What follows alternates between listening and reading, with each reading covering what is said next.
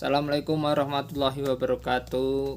Kembali lagi dengan saya Muhammad Okrom Sofri. Di sini saya masih membahas tentang drone, di mana tadi saya sudah menjelaskan pengertian drone, terus bagian-bagian drone, apalagi bagian pada kamera juga ya, perkembangannya kamera itu sungguh-sungguh pesat dan berbeda-beda keunggulannya juga, mengingat dari dulu drone ini digunakan untuk militer hingga sekarang menjadi digunakan untuk videografi serta pemetaan juga. Nah, di sini saya akan membahas pengaplikasian drone ini, atau drone ini biasa digunakan dengan apa ya. Nah, penggunaan drone itu sendiri, drone atau pesawat tanpa awak atau biasa disebut UAV, telah menjadi alat yang semakin penting ya dalam berbagai bidang. Penggunaannya meliputi pemetaan, pertanian, serta pemantauan lingkungan dan banyak lagi. Nah, dalam presentasi ini atau video ini saya akan membahas berbagai aspek pengaplikasian drone secara rinci ya. Yang pertama adalah jenis-jenis drone dan kegunaannya masing-masing. Yang dari video pertama tadi saya menjelaskan tentang berapa jenis-jenis drone. Nah, di sini saya akan menjelaskan kegunaannya, teman-teman. Yang pertama adalah drone multirotor atau biasa disebut drone multicopter. Umumnya digunakan untuk pemotretan serta pengawasan ya dari udara tentunya, pemotretan atau videografi dari udara. Nah, yang kedua adalah drone fixed wing. Drone fixed wing ini cocok untuk penerbangan jarak jauh dan pemetaan. Biasanya juga digunakan kalau di dunia pertanian, digunakan untuk pemetaan kebun kelapa sawit juga. Nah, yang ketiga adalah drone hybrid. Kombinasi drone hybrid ini kombinasi dari dua tersebut ya.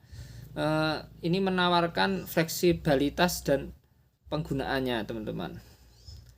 Nah, apa aja sih aplikasi drone atau kegunaannya drone ini? Yang pertama adalah dalam bidang atau sektor pertanian, di mana drone ini memajukan dalam pertanian presisi. Drone ini digunakan untuk memantau kesehatan tanaman, terus penyemprotan, pemupukan, dan memberikan data. Juga dapat digunakan dalam pengawasan di perkebunan melalui udara ya, teman-teman. Nah, dalam membantu pengambilan data dalam pertanian ini, teknologi ini atau drone ini meningkatkan efisiensi dalam penggunaan sumber daya, teman-teman, seperti sumber daya manusia. Jadi lebih efisiensi karena adanya drone ini dalam pekerjaan ya, tentunya efisiensinya. Yang kedua adalah pemantauan lingkungan. Drone dapat digunakan untuk memantau perubahan lingkungan seperti deforestasi, pencemaran air, dan kondisi cuaca ekstrim. Ini membantu dalam upaya konservasi dan manajemen bencana ya tentunya. Karena kita dapat memantau dari udara, karena terbantunya adalah drone ini. Jadi dapat pemantauan lingkungan juga, teman-teman. Yang ketiga ini, teman-teman, adalah digunakan untuk pemetaan dan fotogrametri ya. Fotogrametri ini adalah pengambilan gambar dalam dunia pemetaan, teman-teman. Nah, penggunaan drone ini dalam pemetaan melibatkan pengambilan gambar dari udara untuk membuat peta topografi dan 3D. Nah, metode fotogrametri ini memungkinkan pengolahan citra untuk menghasilkan data geospasial yang akurat, teman-teman. Nah, yang keempat adalah yang tadi yang dari sejarah singkatnya digunakan dalam dunia militer ya. Nah, penggunaan drone dalam militer ini telah menjadi aspek penting ya dalam strategi pertahanan modern juga, dengan berbagai aplikasi yang meningkatkan efektivitas operasi militer seperti pemantauan, rekognisi target, terus pencarian dan koordinasi pasukan. Nah, selain dari 4 tadi, masih ada lagi, teman-teman, kegunaan drone. Yang pertama dalam dunia hiburan tentunya. Dalam dunia hiburan ini penggunaan drone dan telah berkembang pesat ya, menawarkan berbagai aplikasi yang menarik dan inovatif tentunya. Nah, ada beberapa kegunaannya seperti pembuatan fotografi dan videografi, bahkan tidak hanya untuk fotografi dan videografi teman-teman.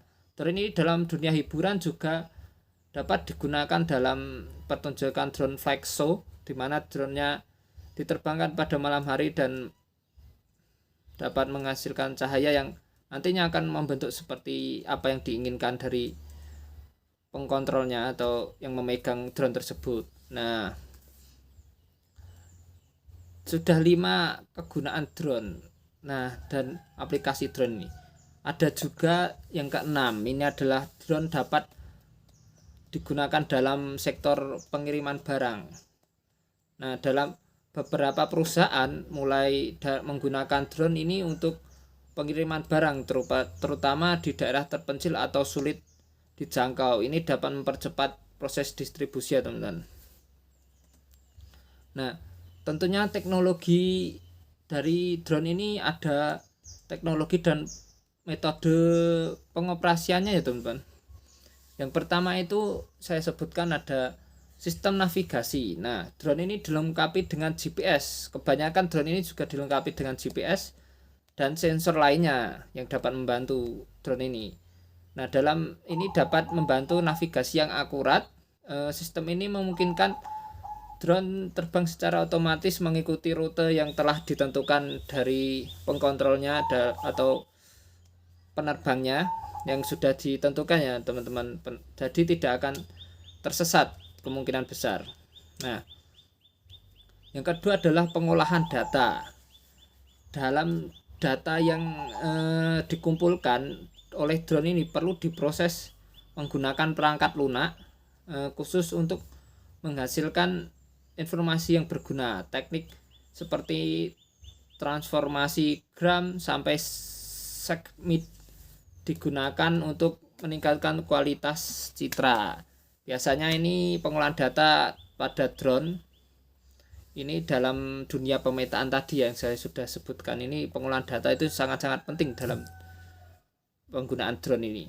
Nah, yang ketiga adalah keamanan dan regulasi, di mana pengoperasian drone harus mematuhi regulasi yang penerbangan yang ada ya, khususnya di Indonesia ini sepertinya. Nah, termasuk larangan terbang di area tertentu. Keselamatan menjadi prioritas utama dalam penggunaan drone.